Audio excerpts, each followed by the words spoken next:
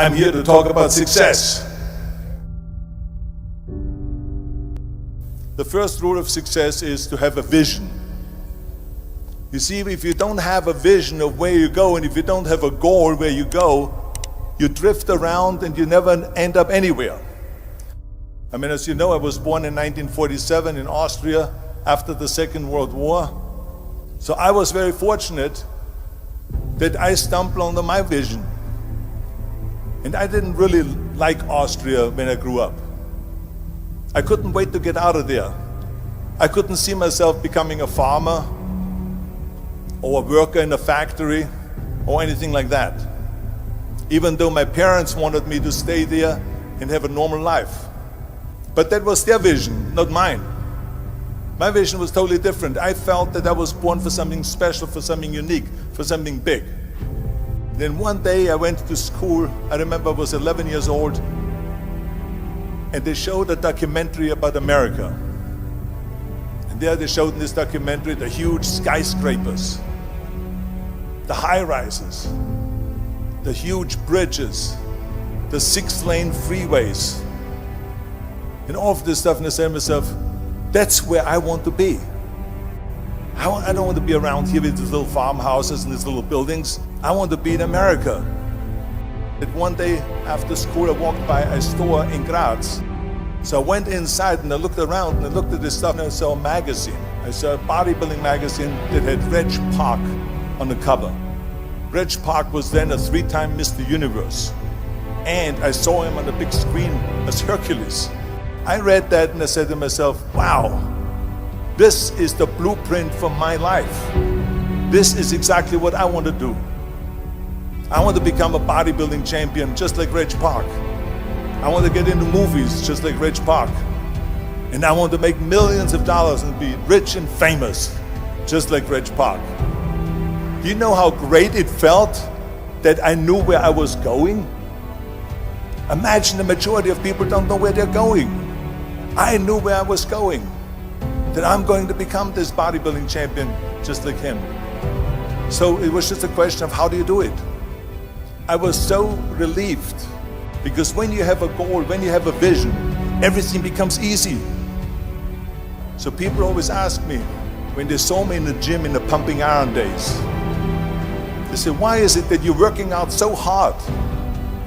5 hours a day, 6 hours a day, and you have always a smile on your face.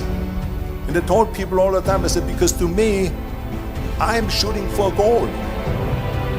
In front of me is the Mr. Universe title. So every rep that I do gets me closer to accomplishing that goal, to make this goal, this vision turn into reality. Every single set that I do, every repetition, every weight that I lift will get me a step closer to turn this goal into reality. So I couldn't wait to do another 500-pound squat. I couldn't wait to do another 500-pound bench press. I couldn't wait to do another 2,000 reps of sit-ups. I couldn't wait for the next exercise. With the age of 20, I went to London and I won the Mr. Universe contest as the youngest Mr. Universe ever. And it was because I had a goal. So let me tell you something, visualizing your goal and going after it makes it fun. You got to have a purpose no matter what you do in life. You got to have a purpose. 74% hate their job in America.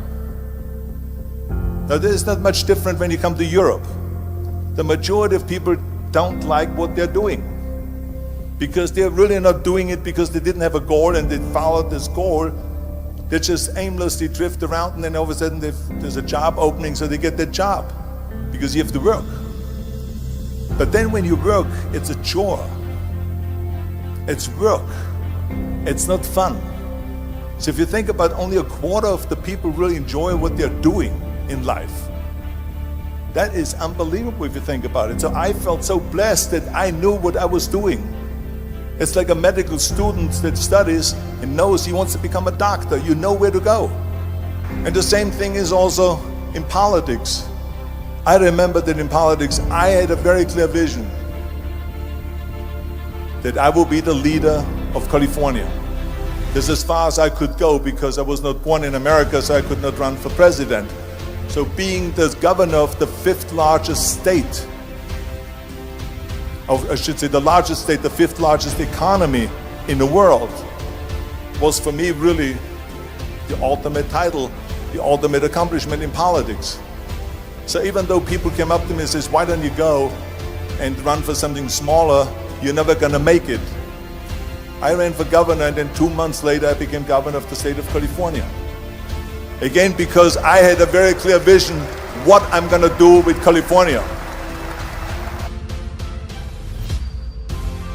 So that's rule number one, have a vision. Rule number two is, don't listen to the naysayers. Don't listen to the naysayers.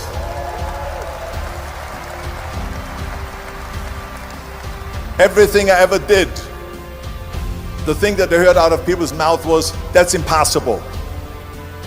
That can't be done. Or no. That is exactly what I heard, and of course I proved to the people that it can't be done. So whenever someone said to me, it can't be done, I heard, it can be done. When they said no, I heard yes. And when they said it's impossible, I heard it is possible. I'm a strong believer of what Nelson Mandela said, that everything is always impossible until someone does it. Well, I'm gonna be the one, I said to myself, I'm gonna do it and I'm gonna show it to them. Maybe it has never been done before. That's perfectly fine with me. But I'm gonna do it. And I did not listen to the naysayers. It's all about the hard work that you put in. I said to myself, in bodybuilding I worked out 5-6 hours a day. I'm going to do the same thing now for acting. And of course I went to college to study English. I studied the accent removal, acting classes, and all of this stuff all day long. I worked and I worked and I worked.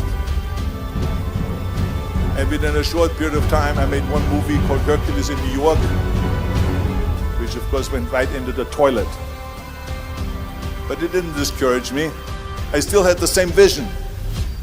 And then all of a sudden I did Streets of San Francisco.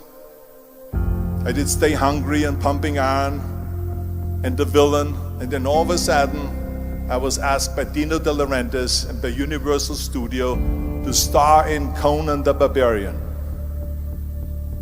And after I did Conan the Barbarian, the director at the press conference said to the press,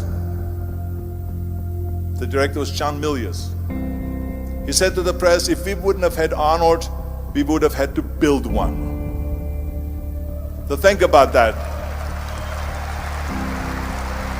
The very body that they said can never be sold because the time is wrong, a few years later, I'm doing Conan the Barbarian, and it was the #1 hit at the box office when it came out in the summer of '82.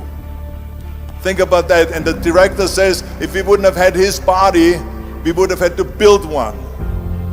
So all of a sudden, my body became an asset, not a liability. And the same thing was with Terminator. After we were finished filming Terminator, Jim Cameron said to the press, if Arnold wouldn't have had that accent and talked like a machine, I think the movie wouldn't have worked. So think about that. The body and the accent that they attacked was an asset. But I didn't listen to those losers. I didn't listen to them at all. It's just the reality of it is that you cannot listen to the naysayers. So this is a very important lesson for all of you. So when someone says, no, this is a stupid idea, you in your mind, you don't have to say it, but in your mind just say this, fuck you, you're an asshole. What do you know?